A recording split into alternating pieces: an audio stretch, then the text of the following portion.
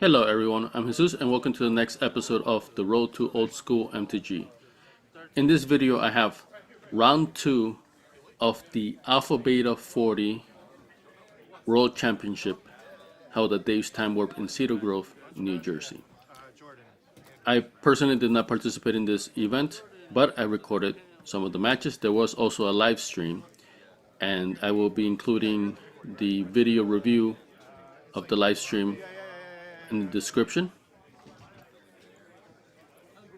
And today we have two players, Andrew and Jordan. Jordan has been a guest on this channel previously, and as I mentioned, I recorded these matches because I felt this was a pretty important event, even though I was not participating. We have a lot of Magic history in this tournament.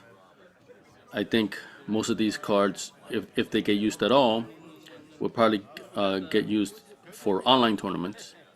So they would rarely really leave the house, right? Because as you can imagine, these collections can be worth quite a pretty penny. So only alpha and beta cards are allowed. There's a few other stipulations. I will be including the link for the rules to give for those interested. You can check that out. Since I did not participate, I did not do a vast research, right? So I have a pretty superficial knowledge of this format, but I'll do the best that I can here with some of the rules that I do know. All right, so first let's start with some deck tech, starting with Andrew. So Andrew here has a mono black deck. So first thing you can see already is that you're allowed more than 4 cards, of course, other than the basic lands. So mono black, I see 2, 4, 6 drain lives. I see 1, 2, 3, 5 black knights, 3 hippies, 3 sinkholes, 3 dark rituals, demonic tutor, 1 nightmare, chaos orb, 2 vampires, 1 max jet, 14 basic swamps, it looks like. So pretty low to the ground other than just the 3 cards, the nightmare and the vampires, but with a max jet. Remember, all these cards are either alpha or beta, right? So Andrew here has either an alpha or beta max jet and an alpha or beta chaos orb. That's pretty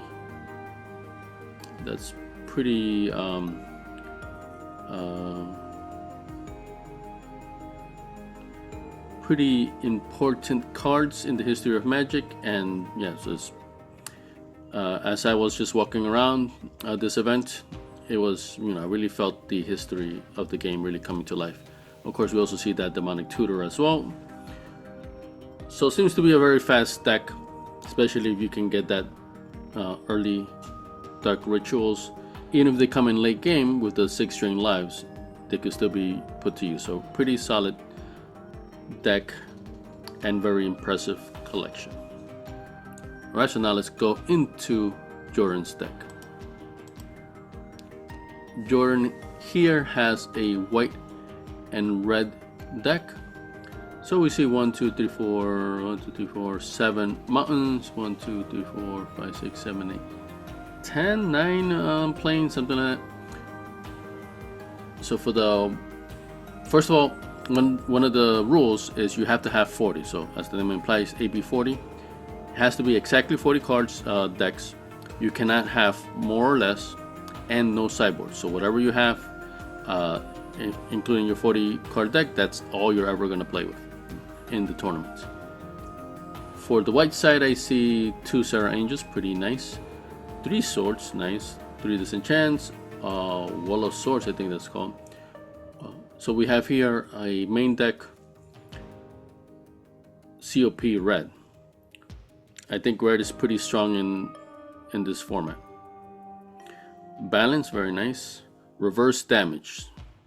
For reverse damage, basically it will prevent the damage from any one target, but instead you gain the life, an equal amount of life instead, right? So it's not like you gain it back after you took the damage. is the opposite. You don't take any damage, and then on top of that, you gain the life in terms of the damage you would have taken. We also see a Wrath of God, so pretty nice collection of cards there as well. For the red, so we have the Orcish Artillery thing they're called here, and they have a lower cost, I believe, in either alpha or beta, as opposed to the future reprints. And that's another rule. Whatever the casting cost says on the card, that's what counts. There were certain cards that had different casting costs from alpha to beta because there were some mistakes, and even from alpha beta to then unlimited and so forth, right? So, but for this tournament, except one card said Clopian Tune, because that one didn't even have a casting cost, so that was a total misprint. The cards here, of course, this still is a misprint as well for some of these casting costs, but they are allowed to be played with the casting costs that they have. So we see those 3 lightning bolts, very nice, fireball, earthquake, and then 1 jade statue, 1 disrupting scepter, 1 soul ring, very nice, and 1 gem day tome. For card draw, let's see. So this deck, not a lot of creatures. We see the artilleries and then these Sarahs. We have 1 sword, 1 wall. The jade statue can count as either or, right? So it seems like this deck is a bit more controlly in terms of just waiting things out, cutting out the resources with disenchants. And since you have very few creatures, the balance and the Wrath of God cards are even more powerful, and they swing even more in Jordan's favor. We also have that earthquake, which kind of can act like a Wrath of God, and then he can finish off the game via Sarah Angels, or maybe even the Orcish Artilleries, and definitely that jade statue as well. There is some ramp with that soul ring. Other than that, that's the only ramp, right? So it's kind of a slow deck, but there's a lot of early disruption. He will start controlling the game once you go into the mid game. So very interesting deck here. Let's go into game 1. Here we have game 1. Andrew on the left, Jordan on the right. So first I have to check hands. So this is one of the rules. If you can only mulligan if you have all lands or no lands. Andrew had no lands. He had a Mox Jet, but that does not count as a land. So now he gets a free mulligan. So you don't have to then only draw 6 cards or put 1 back. You get the full 7 cards. And if it happens again, you can continuously get free mulligans until you have at least 1 spell and 1 land. By that point, of course, you don't reveal. Here, Andrew has 6 spells and only 1 swamp. Jordan has a bigger variety of things. So, and you are supposed to draw the first turn you go. So first player also draws. Here, Jordan had a plains. Andrew had a swamp, ritual, sinkhole, and took up Mataburn. Jordan followed that up with a mountain, and then Andrew has a second swamp and then a sinkhole. So a lot of land kill to start things off. But of course, Andrew's also getting lucky. Well, he got 2 lands in a row right there. He only had 1. Just you can see the difference a Dark Ritual can make. So he has a hippie out. So Jordan needs a lightning bolt, drop a plains and a swords, something. Alright, so a plains there because he wants to make sure he has at least 1 of each color before the hippie starts to hit him and he loses cards. Alright, so he plays a COP. Red is pretty strong in this format. Jordan took a 2 damage there, and now he's going to discard a card. Ooh. A beautiful Sarah Angel, but that wasn't gonna come out anytime soon. Whoa. Andrew Dark Rituals into a Sinjur Vampire. Extremely strong. So he's coming in for 6 next turn. Okay, 3 mana. What is he doing? Okay, there we go. Fireball for 2. Yeah, that's strong.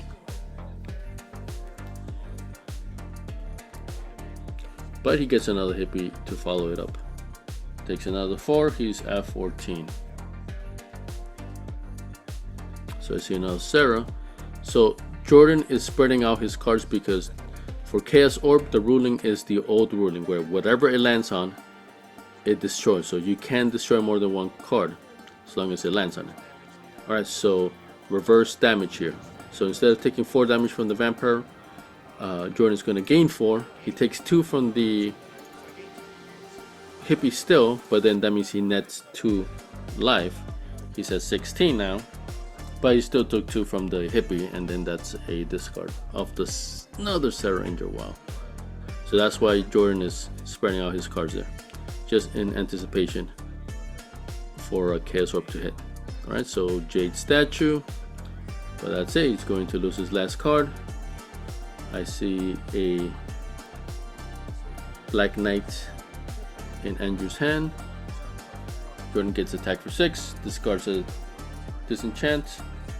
Jordan's at 10. 4 mana for a book. Oof. That's not gonna cut it. Land 6, he's at 4. Green lights for 3, Jordan's at 1. Andrew gained 3, so he was at 19, 22. Let's see. That's all she wrote for this round. And these games can go very fast, and there are no sideboards, so you only play with the 40 that you brought. That's why Jordan has a main deck COP red, because there's no sideboards and red is pretty strong. So that's, he made a calculation there to include it. That's pretty common. And with no sideboards or anything, you just shuffle up, and then the next game begins very shortly, so there's very little downtime in between the games. That's why these games can go very, very fast. Alright, so we're going to go into game 2. Game 2, Jordan lost, so he should be going first, and of course you draw as well. So I see some lands, some spells. Whoa, Jordan has I think 1 land, so now it's the opposite problem. Whoa, and Andrew now he has a more balanced. Oh, but Jordan got plains, so that's pretty strong. Alright, so no explosive start from Andrew, just swamp. Another plains and a COP red. I would have kept it in hand only because you can tell he's mono black. But I guess you just need 1 mountain and then you're off to the races, so I can still see. Okay, so that was a sinkhole, and then Jordan just plays another plains. So now that's a Mox Jet. Ooh, sinkhole again, but he didn't play a land. He did have a land. He just played the jet, and of course we see that Chaos Orb. So good thing Jordan is trained himself to kind of separate everything. And now Andrew, I think he's realizing, oh yeah, I was supposed to be doing the same thing. So here we have a hippie, and then here the players are just doing a gentleman's Chaos Orb rule, where they're gonna play the Chaos Orb like it normally is played in old school, where it can only target 1 target. So that way they don't have to be paranoid about spacing other cards. So pretty interesting. And of course we know Andrew did have a Chaos Orb, so he didn't have to agree to it. So that's pretty gentlemanly of him. Alright, so attacking for 2. What's up?